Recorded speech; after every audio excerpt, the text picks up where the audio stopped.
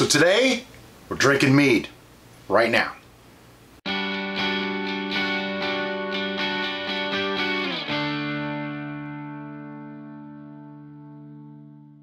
Hi, I'm Brian. I'm Derica, and you're watching City Steading. To learn to grow and brew, and to take control of your food, hit subscribe now. And don't forget to like and comment on this video, and hit the little bell icon so YouTube will know to notify you when we have something new to share. So, on or around September 6th, we made a traditional mead. It was one of our step-by-step, really intense videos that showed you every single thing that you need to know. There was a lot of good and a lot of interesting questions that came from it. Some people weren't sure on some things. But anyway, this is now, we've racked this already, correct? So the racking was already done, and I think we did an initial taste test, and it was good. That's right, your dad was here. Terry was here. Yes. Yeah. Okay, so see, it's all coming back to me now. This is further proof that we don't script. Anyway, so since then, just so you're aware, I have put this in what we called a cold crash. We have a fridge that keeps it about 35 degrees. I put it in there for about 5 days or so. And why did you do that? I racked it because it's not as clear as I might like it to be. It's not bad. What he means to say is he cold crashed it because after racking, it wasn't as clear as we were hoping it to be. That. Isn't that what I said? Nope. You said you racked it because it wasn't as clear. Oh, I'm sorry. It's okay. That's why I'm here. I get my mix all tucked up. But anyway, so yeah, we racked it, then I cold crashed it, then I decided, okay, let's take a look at it again. There was some sediment on the bottom, so we racked it again. So that's 2 rackings, so it follows my 2 rack rule. And then I cold crashed it again, and now here we are ready to bottle. There is a teeny tiny bit of sediment at the bottom, but I'm not gonna worry about it. It's okay. And I'm moving these because they hit each other as we bump the table, and it makes a noise. I'm not blaming you. It's the bottles, not you. Bad bottles. Bad bottles. So here we are today. We're gonna bottle this, and then the fun part, we're gonna taste it. Now I don't expect that the gravity has changed. That's another reason why I cold crashed it. I kind of put it in suspended animation because I knew it was still already. I didn't have that advantage of a lot of carbon dioxide bubble cushion blanket sitting on top. So I wanted to be sure that it didn't oxidize on me. So into the fridge it goes. By the way, if you notice, there's some plastic wrap on this. The plastic wrap is actually to cover up the hole where the airlock would go because I can't put an airlock into my fridge. Now, what would have been smarter is that we just used our solid lid, which we do have, but you and your logic. We didn't think about that. Actually, I did. I just didn't feel like looking for them. Ah. So laziness, you know.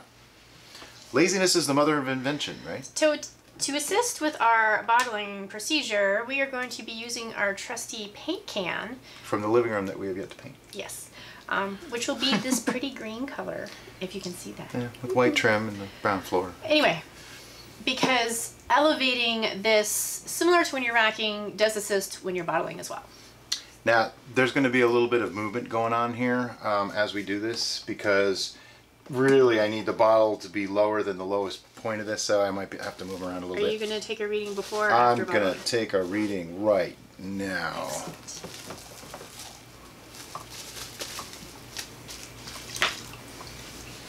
So we do have our handy dandy red bucket of sanitization over here. So yes, as usual, everything's been sanitized. With Star San. I like Star San. There's other kinds out there, but it's just the one that we like to use. This is a hydrometer. Know it, love it. If you don't have one, I highly suggest getting one. If you're having There's problems so many reasons. locating them, you can find them conveniently located in our store for you. Links below. So all I'm going to do is get my sample.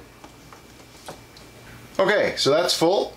And we're going to put that back into the Star San liquid.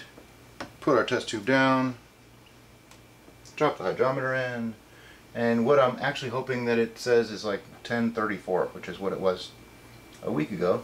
Oh, look at that. 1034. I always say, if you want to know if it's done, you check it, wait a week, check it again, wait another week, check it again. At that point, that's 2 weeks. If the gravity hasn't even moved by 1 point, it's done fermenting, okay? This is done. This is 2 weeks, it's done, it's still. What actually happened is it got to the point where it reached the saturation level of the yeast. That the tolerance that the yeast can handle. It got to it, it's done. If you'd like further explanation about this process and the relationship between yeast and sugars, please watch our ABV video right over there. And to know what the alcohol level of this mead is, just look right there, because I don't know off the top of my head. Okay, so we're going to start the bottling process now. This is a little bit different than racking. Can you just stick that back in the center? It's similar. These are swing top bottles. I love these bottles. I got them at Aldi. They were like $2.50 and they came with free lemonade. These are the best bottles I've gotten so far. We got some off of Amazon that I'm going to put a link in the comments below. They are 1 liter bottles. These are 750 ml bottles, just like a regular wine bottle. Now the difference between racking and bottling. I don't think we've ever shown bottling on camera before, have we? I think maybe once. I think I did it really badly in a certain Viking blood video that some people might remember. So we're going to talk a little bit about our equipment here. This is our auto siphon rack, which you're probably familiar with our multitude of racking videos. Mm-hmm. And we're going to admit something. I thought that was just a protective cap. All this time, people have been telling me, you're missing the little thing on the end. And I found one somewhere, put it on, and oh my god, it changed my life. So we thought that this little indent here, and I'm not really flicking you off, that was my finger available. Yeah, you are. Is that this would hold it up from the lease and it would only suck through there. That doesn't work. There's just no way. That wasn't deep enough to avoid all of our leaks. What happens is if you don't throw this cap away and you actually use it, you put it on there, and now... Hold it down here so you can see. So case off, on. Now, this can go all the way down to the bottom and you have all that space of lease because it's only going to take in this little gap here. It also doesn't suck straight up from the bottom like a vacuum. It pulls in from the side, so it's a little dissipated with the power too, which to me, I think that's a big factor. Then on this end, we have... This is a whole other piece. It goes from here to here, and you just stick it in the end of the silicone tube. I don't always have it in there. For racking, I don't use this. This is just a bottling wand. See the little jiggler on the end there? You could probably see it now. As that hits the bottom of the bottle, it allows it to flow, lift up, it stops. You'll see as I go on this, just how convenient that really is to have. So I'm going to put this end in here. Well, Derek is going to start the siphon over there. And see, that's all the way down there. I got to keep this end below that. So I'm going to go like this. And that's why we have it on... we have our main vessel elevated. You don't have to use a paint can. That's just what we have available. Yeah, we actually have a rig coming supposedly soon. Now, you want to have extra bottles ready because as this gets like up to about here in the neck, I'm going to pull it out, put it right in the next bottle. That way we're good to go. The reason you put it up a little higher than you really want, I actually want it to be about here, is because that wand takes up a little bit of space. Now, what I like to do is also check it to make sure that it's just dripping. See how it's dripping now instead of flowing? Just want to make sure that that happens. Now, somebody asked when I announced in our group, by the way, we have a Facebook group. It's incredibly active. It's been a wonderful experience so far. I don't know why we waited so long to do it. We have like 147 members as of today, I think. We'd love to have, oh, I don't know, 15,000? You know. So it's a great group of people. This way you get to interact with other people who are working on similar projects that you may be working on. They give their recipes, they give their experiences. And it gives us a way to directly interact with everybody that we have not had up till this point. And it's been a really great experience. Just really awesome. We probably spend far too much time in there, but we love it. Someone asked, is it clear? Not exactly, okay? But as I've come to learn, even in mead competition, which I don't do and I don't really condone, another story, they only give 3 points out of a possible 50 for clarity and appearance. So even in competition, it's just not that important. To me, it's never affected the flavor. Now this isn't like hazy and cloudy and stuff floating in it.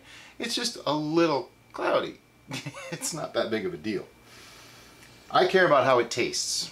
We've had much cloudier ciders. Oh yeah. Especially if you use an unfiltered apple juice for your beginning product.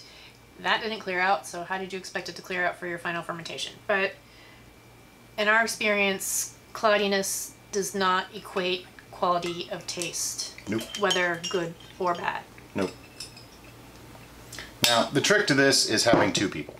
I will admit it. I've done it by myself in the past, and I end up holding a bottle between my legs on the chair, and it gets a little crazy. And I just really wasn't comfortable with that many shots of that part of my anatomy on camera so much. And I just realized exactly what that was aiming at.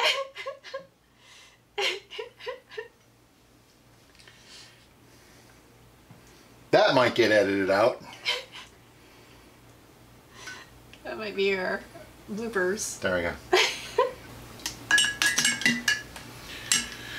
Okay, so there we go. We got 4 full bottles.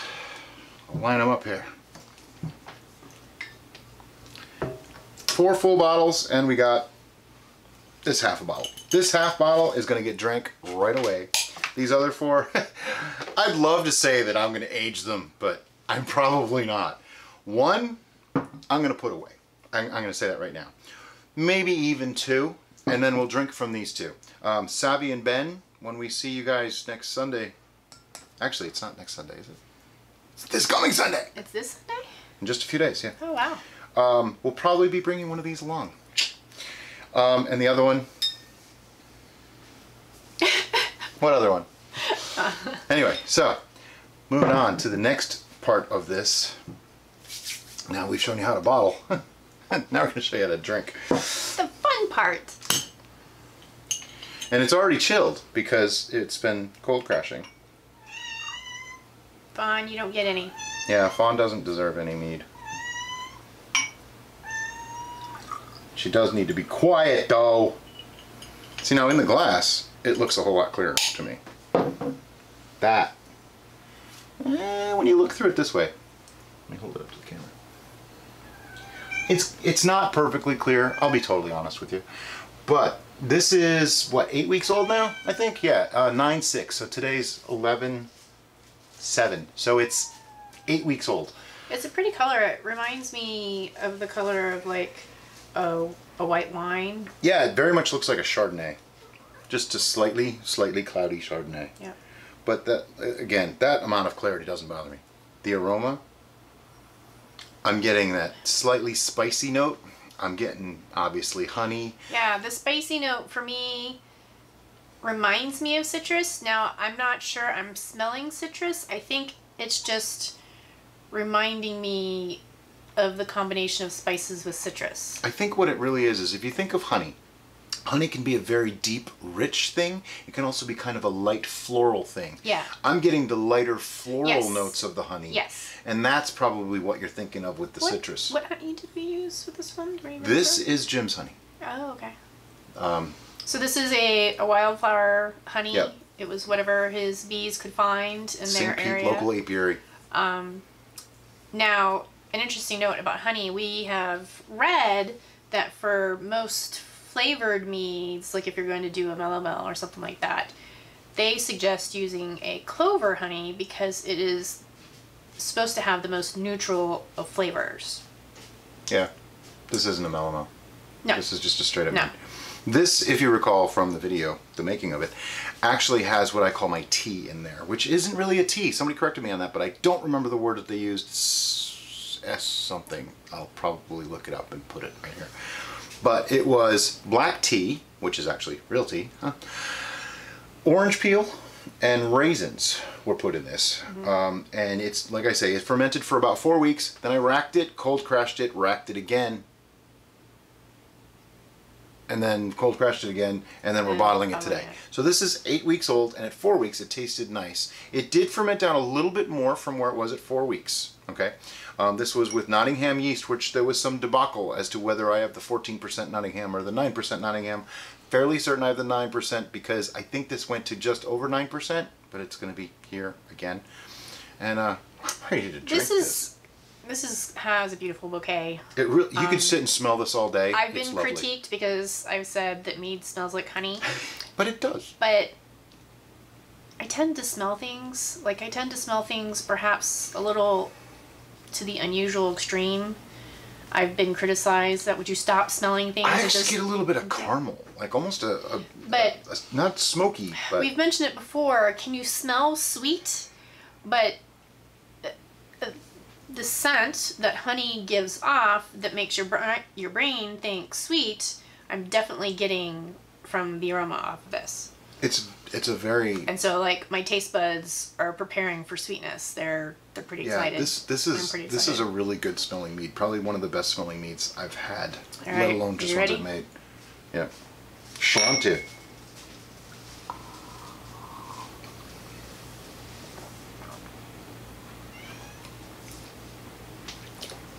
This is good. So, initially, I get the sweetness, and then I get the tannins, and it makes a little puckeriness, and then I get sweetness again. It's not a single note beverage. There are layers there. There's some complexity that makes it even more appealing than just honey. Yeah, the initial, I get the honey sweetness right away. Then I get this velvety feeling. It tastes thicker than you would think it is. Okay, that's that mouthfeel. Then I get just a slight bitter, almost as if it was wood aged. It does It's not. taste thicker, but it doesn't have that crazy No, viscosity. it's not. It's not like that. You're that. like, ugh. Yeah. But so entry is honey sweetness. Then comes just a slight velvety viscosity. Then I'm getting almost a wood aged feel, and I'm thinking that's the extra tannins from the tea. Okay. And then towards the end again, the hints of honey kind of come back a little bit, and it finishes nice and clean. It does. It's actually pretty crisp and clean. I was expecting a more cloyingly sweet, because this actually ended at a very high gravity, relatively speaking. I mean, 1034 is in the sweet range. It's not semi-sweet, it's sweet, but it's not cloying at all. I'm so glad I put the tea in there, because I think the tea balanced out that extra sweetness On the beautifully. initial video when we were showing our process, we had a lot of people kind of freak out on us, saying, well, I don't want it to taste like tea, or I don't want to make a mellow, or I don't want... Okay, I understand those concerns, but the reasons why we added what we did, and we added the little amount that we did, was just to give it some tannins and some different notes to help with the fermenting process. It really wasn't a flavorant. It's all about balance. We would have had to add a much larger amount than what we did to make it a flavorant. I used half an orange peel. Yeah. So does it taste like tea? No. Does it taste? I don't detect raisins. Does it taste like orange? No. Does it taste like lemon or oranges? Raisins? No. I actually don't detect the raisins in it even. The strongest note, as it should be, is honey. But because we did add those additional things, you can tell Brian doesn't like it at all. Nope, not at all. I'm saving you from having to drink it. Oh, don't throw me in the briar patch. Those additions, I think, just made this more complex and made it more enjoyable. But it's still definitely 100% a mead, a honey beverage. I just want to say something else before we make this video far longer than it needs to be.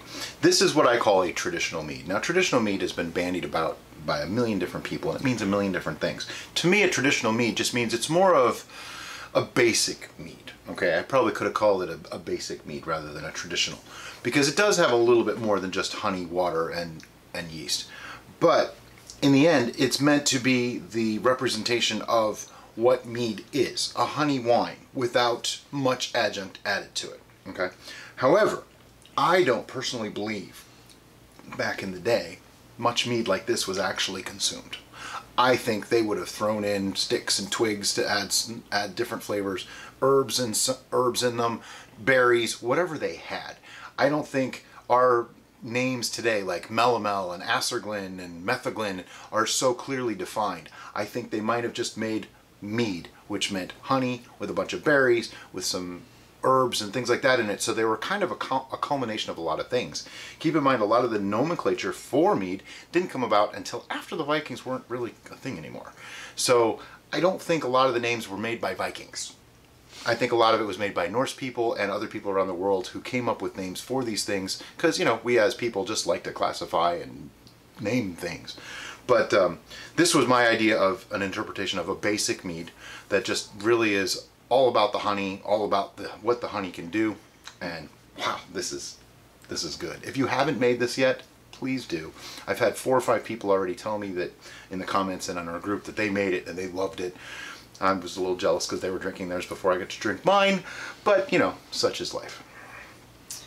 Thank you so much for watching and sharing this experience with us. We hope you enjoyed it. If you did, please give us a like, and we hope to see you next time on City Steading. Thanks, guys. Have a great day. Bye-bye. Hey, everybody. Thanks for watching. Don't forget, if you want to learn to grow and brew and take control of your food, hit the subscribe icon down below, and don't forget to hit that little bell. That way you get notified of everything we do. And if you really like what we do, consider becoming a patron. Information in the descriptions of all of our videos. Thanks, guys. Have a great day. What's the intro? Today we're bottling and most importantly tasting our... Can I just do something stupid? Do whatever you want to do. It's the yeah, grab them and get them.